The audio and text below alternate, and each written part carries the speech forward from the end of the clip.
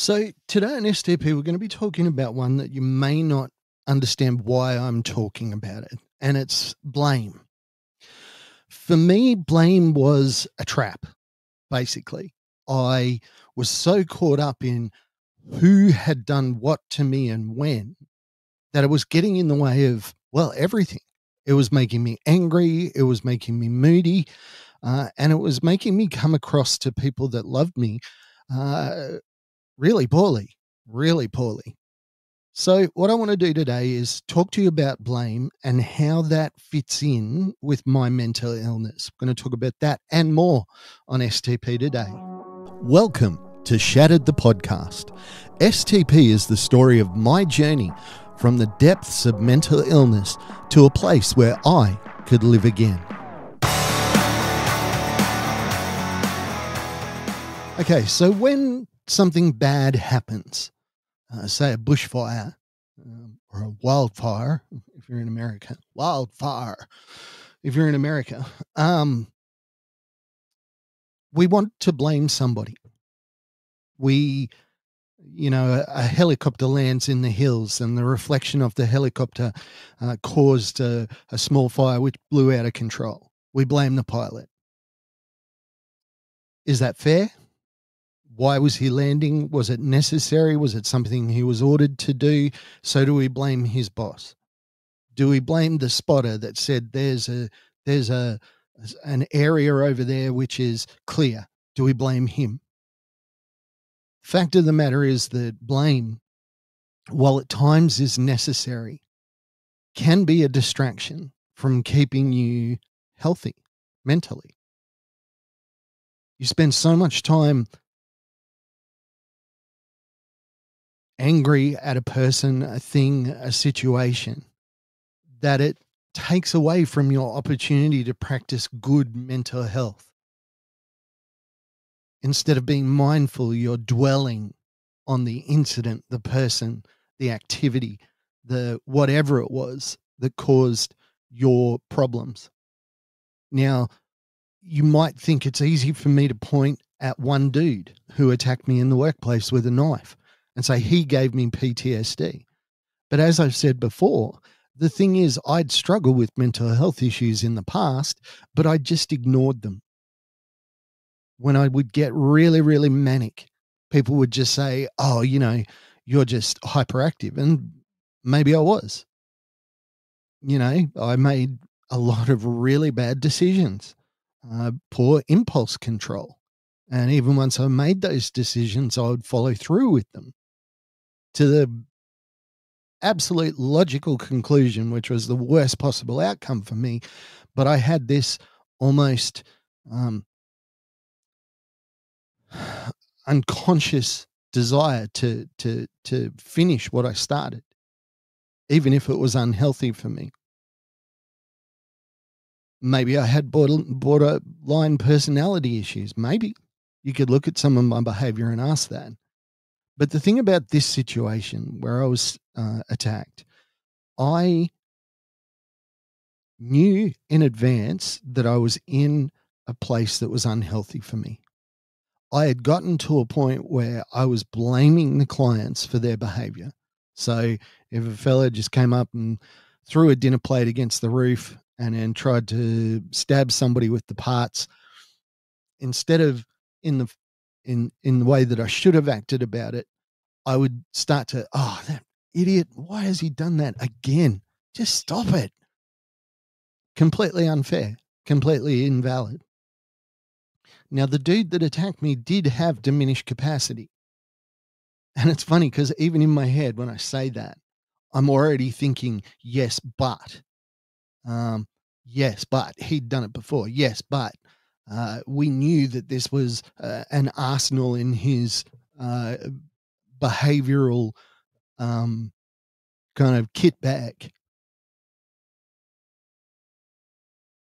But that blame, that trying to assign what was going on negatively in my life took away from my opportunity to just get better. I'm not talking about forgiveness. I can't talk about forgiveness. Do I forgive the guy that attacked me? I don't know. I'd have to see him. Um, and I don't want to see him. Do I forgive him? Do I think about him? Not really. I've almost forgotten his name. I can dredge it up if I try really hard, but I choose not to. Same way that I forget dreams. I just somehow, in my mind, I've learned to just switch off that part of me that tries to explain what happens in a dream. Now, how did this manifest in my behaviors? Well, for that, we've got to go back a little bit. It's funny because I think of these times as the bad old days. When I was at my worst, when my mental illness was at its absolute worst, blame for me was like a dagger.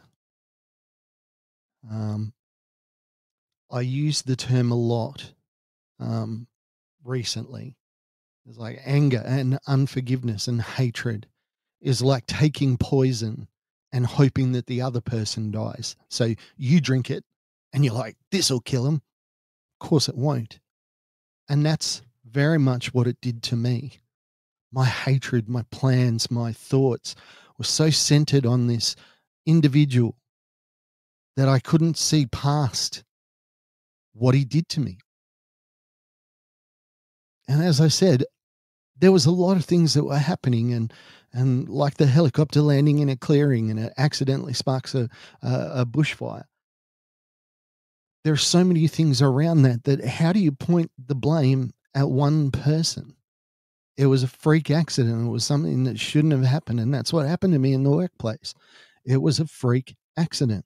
A whole lot of events, including incompetence, including bad management, including bad planning, all played a part in this situation that ended up with me being emotionally, mentally broken. Now, I could go down that rabbit hole and keep going down, and I used to. I did. I would go down that rabbit hole. And the thing is, my mental illness seemed better when I was angry. When it was inside my head, when I was angry, I felt better about myself because I felt like I was doing something. I didn't feel like a victim anymore. I felt like I was taking control of my own life. But as I said, all I was doing was taking poison, eating that poison, and saying, this will teach him. This will get him.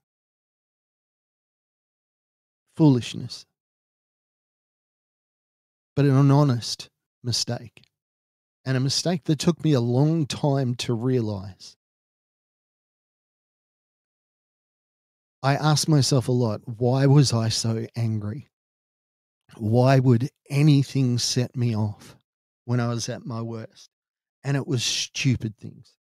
It was nothings. It would get me to a point where I felt like I was going to explode on the inside. You ever seen that film, Big Trouble in Little China Town? Big Trouble in Little China? When Kurt Russell's looking at the bad guy, and the bad guy is so upset that he huffs and he puffs and he gets to a point where he's so bad he just explodes. This was what it was like for me. That visual is what I was feeling inside. I was just compressing this rage deep inside me and letting it billow up. And of course, I might be just sitting on the couch watching television, but inside, I'm this guy, this fella that's so mad and so upset that he can't do anything. And then somebody walks up to me and says, hey, did you buy the milk today? And I'm in the middle of that. And you've asked me whether I got the milk.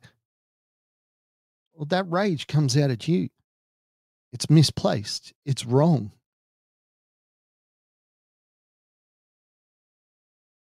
And somebody in that position, somebody that is that angry, and you know them, you know what's going on.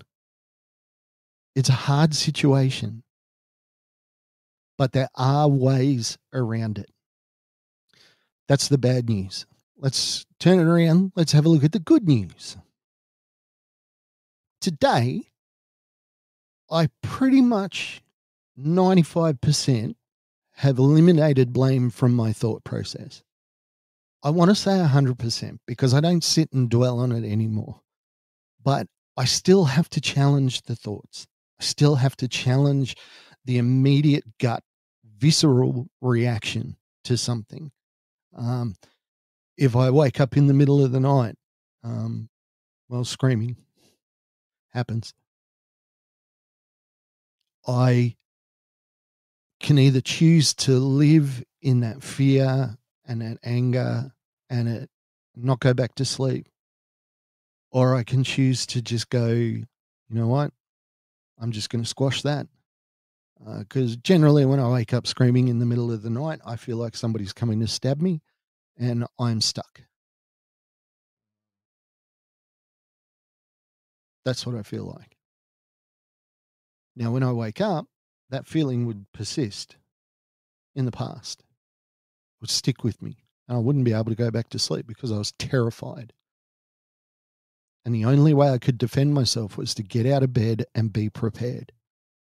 Have a little baseball bat beside me. Scared, stupid of shadows, phantasms, of ghosts, of nothing. When I learned that that blame was so intrinsic that it had become part of who I was. I am this way because this person did this. When I was so entrenched in that thought, it stopped me from moving forward. It was like an anchor. It was holding me in place. And it's like I didn't know about it. And I'd push against it and I'd be angry about it and I'd be frustrated about it. And I'd be wondering, what the hell am I doing? Why am I not getting better? There were many, many other steps in my journey of becoming mentally healthy. Now, how did we address this in our practical situation? I've been a carer in this instance now, and I'm so grateful that I was a carer with my wife. I honestly have no idea how she did this by herself. It would seem to me to be impossible, unachievable, but she did it. But this anger, how do you deal with that anger? Whenever I talk to them, they shout and scream at me. Whenever I ask them how they're doing, they lose their temper. What do I do? Well, the fact of the matter is that you need to start taking some ownership of this situation. Don't blame yourself, but figure it out. What is it that I am doing that is making it so hard for them? Now, you might think it's completely irrational, and it is. But have a think about what we used to do when we were learning to teach people, when we were teaching people behavior management, is what is the antecedent? What has happened first? What is the behavior? What is the consequence? A, B, C. No behavior happens out of nowhere. There is always something that starts it. Not that causes it, but that is intrinsically why the behavior happened. What is it that you are doing, do you think, that is setting this person off? Now, put yourself in their mind. What's going on in their head? Have you come to them at a good time? Are you trying to speak to them in a time where they are able to respond? Now, my wife was brilliant at this. She knew when it was not time for me to talk. And she gave me permission to switch off. Mark, you're too upset. You need to stop. This needs to stop. And I'd go and sit down and I'd fume and I'd fret and I'd, you know, cuss under my breath and do all that sort of thing.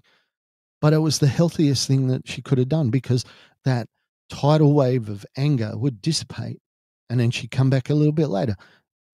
Are we able to talk now? Can I have a discussion with you? Oh, what about? Oh, I just need to know what you want for dinner. Uh, Whatever. I don't care. Or, mate, we need to talk about what happened earlier. No, I'm not ready for it yet. And then when it comes time to talk about it, it's not about blame. I used to do this with my daughter. She'd come back, I'm sorry, I'm sorry. It's like, no, that is not what we're here for.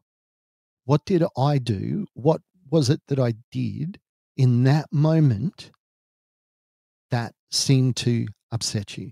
Now, I'm not taking the blame here. I'm looking for, dispassionately, without emotion, an understanding of exactly why a behavior happened. It's a fine line to tread, because you will want to take it on. Oh, I'm a bad person because I can't deal with them properly. No, no, that's not it at all. It's about looking at the situation. It's about being rational. Now, if you can't reach your person that has a mental illness, go to one of their appointments. Don't give them a choice. I love you. You live with me. If you're going to live with me, I want to talk to your psych. It's as simple as that. I had a woman say to me, I could never do that. I could never just say I'm coming in. Why the hell not? You know, what's the alternative? If you keep quiet and say nothing, a relationship is going to be destroyed. Wouldn't you rather destroy that relationship by trying to help it? I guarantee you, if you've got somebody that is trying to get better, even though they might kick and punch and squirm, they will know that you're doing the right thing. It's about understanding that you're not a bystander, especially if it's somebody that you love, especially if it's somebody that's close to you. You are part of the solution. So, how do you communicate that the best way you can? Sometimes it's by talking to the person. Other times it's by sitting in a session and putting your hand up and saying, could I say something? I have some questions. I don't understand something. This guy does this and it sucks. This girl does this and I hate it. It's like, no, no, no, no. This person does this. I love them and I want to help get them past it. How do we do that? To me, I'm making it sound so simple, and I know that you're sitting there going, Mark, there's no way that I could do that. Well, you have to. There's no way around it. If you love them and you're going to be in close proximity to them, you are part of their solution. And you need to put yourself in to that situation. Now, caveat, always keep yourself safe and the person that you're caring for. Secondly, do not accept any abuse, physical, emotional, financial. You do not have to accept that. That is not what I'm saying. What I'm saying is, if you've got somebody that you love, someone that you care about, somebody that you want to have in your life for the rest of your life, and you're prepared to fight for them, you need to find ways to insert yourself into that situation, to be part of the team around that person. I have a mental health team. It is fairly small, but it is my wife, my doctor, my psych, sometimes my mum, sometimes my kids, sometimes a mate. But I've got a team of people around me that are all aware of what I'm going through and are aware of what I need and when.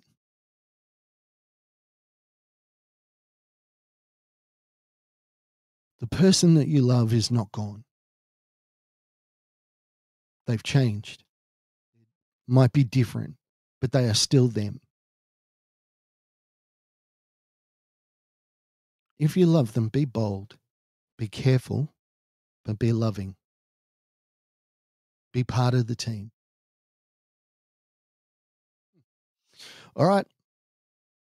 That's turned out to be a bit of a longer one than I thought it was going to be. Next week, podcast comes out every Tuesday now, just because of life. Have a great week. Check us out. Like, subscribe, and share, please. Have a great week. I'll talk to you soon. Hey, thanks for joining us on Shattered the Podcast. I'm Mark. Special thanks to my producer, Meredith Brosnan, and also to Torian, Kevin, and Lorraine. And we can't forget the amazing band Adelaide, who let us use their song as our theme. For more information, check us out on all your socials, STP Shattered the Podcast.